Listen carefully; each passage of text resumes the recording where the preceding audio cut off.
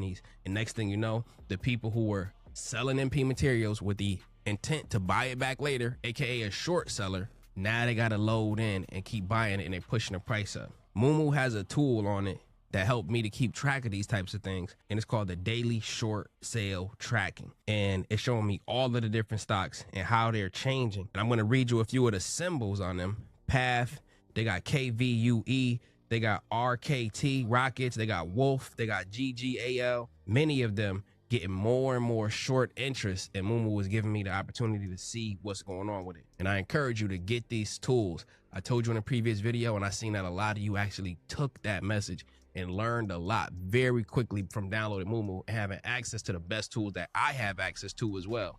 The link is in the top of the description if you want to support the channel and support yourself and getting the information, family. Put $100 on there at a minimum so you can get access to the free stocks and that 8.1% interest on your uninvested cash while you're watching and waiting to load the boat.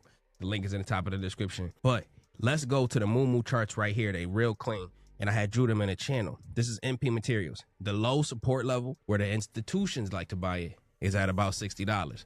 Notice we are at $90 right now, so they pumped it. So then the resistance level where the institutions were selling it was at the top of the blue line. This is the $80 level. So if it comes back down, we know that's where the institutions decided to push it up again. So 80 is going to be their next institutional buy if they decide to bring it down there. And the next banger on the list is AMD. AMD is currently 216. I had just loaded up on a few shares. I've been buying this since it was in the low hundreds and even before that, but I'm buying more and more. I want to get my position on AMD deeper. So now that it's at 216, I'm starting to get to a point where I'm really starting to like it. I like it in the 100s, but potentially the low 200s. And this is a company that's a $351 billion company, meaning that they still have a lot of potential to still go to the $500 billion level. And they got a lot of price targets up there too. But let me read you some of the statistics on the charts. There are 3 key levels I want you to think about.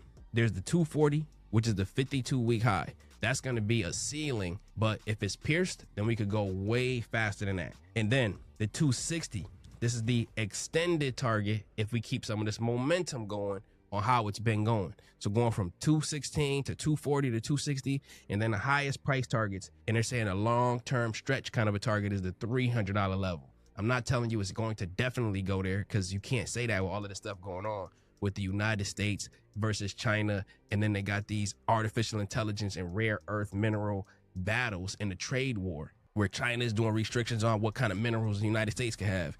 And the United States is just tariffing everything coming from China. And there's a battle going on like that. But as soon as they cool down, and if you notice, you've been paying attention, they're like a roller coaster where all of a sudden